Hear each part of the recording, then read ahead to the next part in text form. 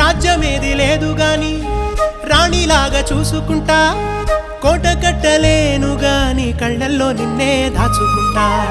రాత ఎట్లా రాసి ఉన్నా ఆ మార్చి నీతో రాసుకుంటా.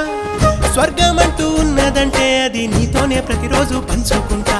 నిన్ను గన్న మీ నాన్న కన్నా లారు ముద్దుగా సాదుకుంటా. నీకు కోపం వస్తే కొంత దూరం ఉంటా, నువ్వు గీత గీస్తే నేను దాటనంట. కంట నీరు కంటి రెప్ప దాటకుండా కాటుకై కావలుంటా.